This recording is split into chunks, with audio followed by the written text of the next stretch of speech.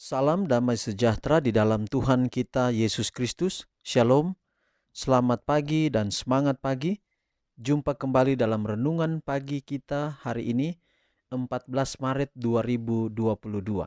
Tentu kita berterima kasih kepada Tuhan oleh karena berkat yang ajaib yang boleh kita terima, kita rasakan hingga di pagi hari ini.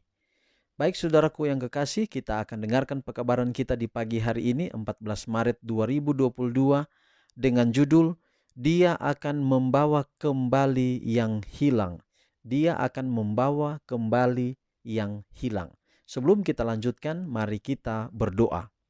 Bapa kami dalam sorga, terima kasih Tuhan untuk segala berkat-Mu yang boleh kami nikmati hingga pada pagi hari ini. Kami akan mendengarkan pekabaran firman Tuhan seperti kami mau makan firman-Mu, mau makan makanan rohani pagi hari ini. Biarlah kiranya Roh Kudus-Mu menuntun kami agar makanan rohani pagi ini, agar firman Tuhan yang kami dengar menguatkan kami, bahkan menjadi penuntun dalam hidup kami, dan ada yang baru yang merupakan komitmen yang kami dapat buat kepadamu setelah firman Tuhan kami dengarkan pagi ini. Berkati hamba-Mu yang membawakan pekabaran firman-Mu, berkati setiap pendengar yang mendengarkan firman-Mu ini. Dalam nama Yesus kami telah berdoa. Amin. Sekali lagi renungan kita di pagi hari ini 14 Maret 2022 dengan judul Dia akan membawa kembali yang hilang. Dan ayat tema kita Yehezkel 34 ayat 13. Aku akan membawa mereka keluar dari tengah-tengah bangsa-bangsa dan mengumpulkan mereka dari negeri-negeri dan membawa mereka ke tanahnya. Aku akan menggembalakan mereka di atas gunung-gunung Israel, di alur-alur sungainya, dan di semua tempat kediaman orang di tanah itu. Jadi kalau kita melihat ayat ini, kita mendapatkan sebuah gambaran yang mengingatkan kita kepada bangsa Israel, di mana Allah berjanji kepada mereka akan mengumpulkan mereka di tanah perjanjian. Demikian pula dengan kita. Tuhan akan membawa kembali kita. Kristus datang untuk membawa keselamatan dalam jangkauan semua orang. Di atas salib Kalvari, Dia membayar harga penebusan tidak terbatas untuk dunia yang hilang. Penyangkalan diri dan pengorbanan dirinya, pekerjaannya yang tidak mementingkan diri, penghinaan yang diterimanya di atas segalanya, persembahan hidupnya bersaksi tentang kedalaman cintanya bagi manusia yang jatuh, untuk mencari dan menyelamatkan yang terhilang. Itulah Dia datang ke bumi. Misinya adalah kepada orang berdosa dari setiap tingkatan, dari setiap bahasa dan bangsa dan suku dan kaum. Dia membayar harga untuk penyakit mereka, untuk menebus mereka, dan membawa mereka ke dalam persatuan dan simpati dengan dirinya. Yang paling bersalah, paling berdosa tidak diabaikan. Pekerjaannya terutama bagi mereka yang paling membutuhkan keselamatan yang Dia bawa. Semakin besar kebutuhan mereka akan reformasi, semakin dalam minatnya, semakin besar simpatinya, dan semakin sungguh-sungguh pekerjaannya. Kasihnya yang besar digerakkan hingga kedalamannya untuk orang-orang yang kondisinya paling putus asa dan yang paling membutuhkan anugerah pengubahannya. Dalam perumpamaan tentang domba yang hilang, di sana dilukiskan kasih Kristus yang luar biasa bagi orang-orang yang melakukan kesalahan dan tersesat. Ingat saudara, domba yang hilang satu, domba yang baik, domba yang penurut ada 99. Gembala rela meninggalkan 99 hanya untuk mencari yang satu itu. Mungkin secara ekonomis rugi karena masih ada 99, satu itu biarkan saja.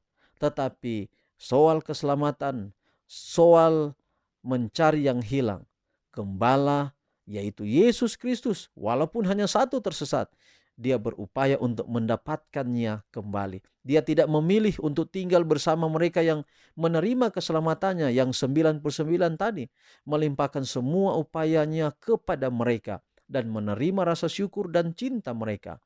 Gembala sejati justru meninggalkan kawanan yang mengasihi dia dan pergi ke padang gurun, menanggung kesulitan dan menghadapi bahaya dan kematian untuk mencari dan menyelamatkan domba yang telah tersesat dari kandang dan yang harus binasa jika tidak dibawa kembali. Oh, cinta yang luar biasa. Dia, Yesus, dengan lembut mengumpulkannya ke dalam pelukannya dan meletakkannya di atas bahunya, membawanya kembali ke kandang. Luar biasa, saudara. Ketika kita membaca kitab Kejadian, Adam dan Hawa dibuang ke pintu timur. Di sana adalah simbol dosa. Mereka tidak punya kesempatan lagi untuk ada di dalam taman itu, menikmati keindahan taman itu, menikmati kebahagiaan, menikmati buah pohon kehidupan. Dan tidak ada harapan. Tetapi ketika Yesus tersembelih di atas kayu salib sebagai domba, maka pintu timur itu dibuka oleh karena Yesus. Yesus katakan, akulah jalan dan kebenaran dan hidup. Suatu saat kita akan kembali ke sana. Kita, menurut kitab Ibrani, telah diwakili oleh Yesus sebagai imam besar kita. Jadi itu berarti bahwa ada manusia sekarang di kerajaan sorga, sementara menunggu kita semua yang lain ini. Kalau kita dibawa ke dalam keselamatan yang Allah telah karuniakan, anugerahkan melalui Yesus, kita akan menikmati itu semua. Hari ini saudara, ketika kita tahu berita firman Tuhan ini, mari kita bawa pekabaran kepada setiap jiwa. Mungkin di sekitar kita ada orang-orang yang perlu ditolong untuk memperkenalkan mereka kepada Yesus. Mari kita berdoa hari ini, minta agar Tuhan menuntun kita. Untuk hari ini kita boleh menjadi agennya untuk membawa banyak orang kembali, sehingga Tuhan menemukan setiap yang hilang, dibawa kembali ke dalam pelukannya. Tuhan memberkati pekabaran hari ini, kiranya boleh menjadi berkat dalam hidup kita semua. Mari kita berdoa untuk mengakhiri firman Tuhan di pagi hari ini. Kita berdoa. Bapa kami dalam sorga, Allah yang ajaib kasih-Mu, terima kasih untuk pekabaran firman Tuhan yang begitu indah. Biarlah dapat menjadi berkat dalam hidup kami. Hari ini kami tahu Tuhan, bahwa Tuhan mencari kami dan mau menyelamatkan kami. Ajar kami hari ini untuk aplikasi dari firman Tuhan ini kami hidupkan adalah kami boleh memberitakan tentang Yesus kepada setiap jiwa, agar ketika yang jiwa-jiwa yang tersesat itu mereka dengar, mereka boleh dibawa pulang, sehingga tidak ada yang ditemukan hilang di atas dunia ini. Terima kasih Bapa. Inilah doa kami, berkati kami sepanjang hari ini dalam semua kesibukan aktivitas kami.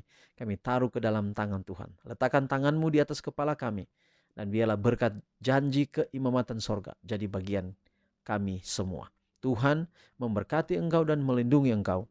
Tuhan menyinari Engkau dengan wajah-Nya dan memberi Engkau kasih karunia.